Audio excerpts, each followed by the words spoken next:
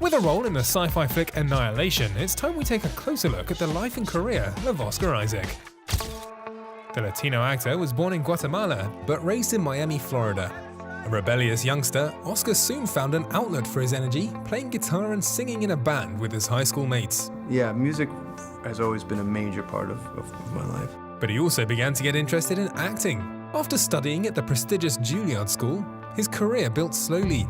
He played the villainous King John in 2010's Robin Hood, where he let his awe of working with folks like Russell Crowe and Sir Ridley Scott inform his character. John constantly feels insecure. He constantly feels intimidated, and that's what causes him to try to intimidate people. So all those things help.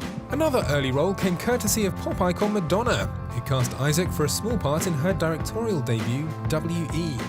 She's great. She brought an intense amount of energy and knowledge. I mean, she has such an incredible aesthetic, really great taste.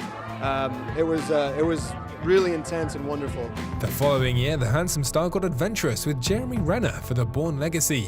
What's great about it is that there's some real classic action filmmaking in it. You know, it's not all just done with ones and zeros in a computer. You know, there's real craftsmanship at work in it.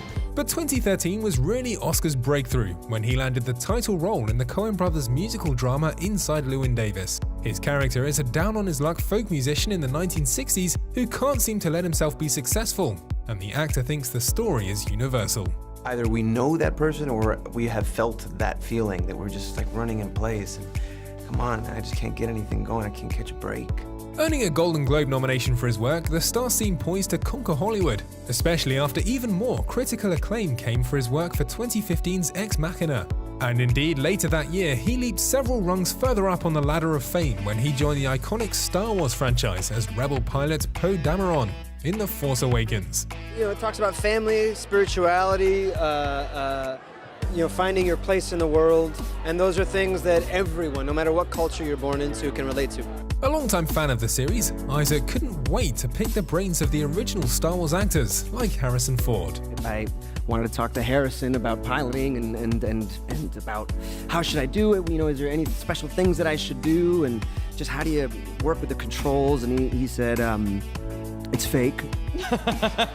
Continuing to wow sci-fi fans, he donned blue face paint to play the title bad guy in X-Men Apocalypse, but always returns to more grounded dramas like 2016's The Promise, a very political tale about the Armenian genocide of 1915. Like, it's really only political for the other side, you know, because when you have the truth, it's not a political provocation. It's just a true story.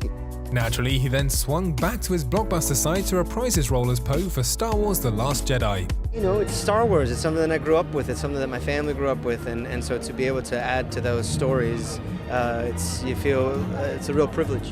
In 2018, the actor reunited with his Ex Machina director Alex Garland to make another futuristic flick that makes you think, the female-centric Annihilation. Stay tuned, because later in this episode, we'll see even more about this film. You know, usually you see a group of guys going in somewhere, and you have one female character, and this time the roles were reversed, and I got to be the damsel in distress, and it was fun. But it's really about the story, and I just thought it was a fascinating story.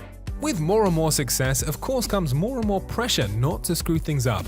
But luckily, Oscar Isaac can always fall back on a lesson that he learned well quite early in his career. All that fear and all that pressure and the anxiety, just kind of have to let that drain away and then just kind of focus on the task at hand. Like what you see? Subscribe to our channel for more exclusive videos.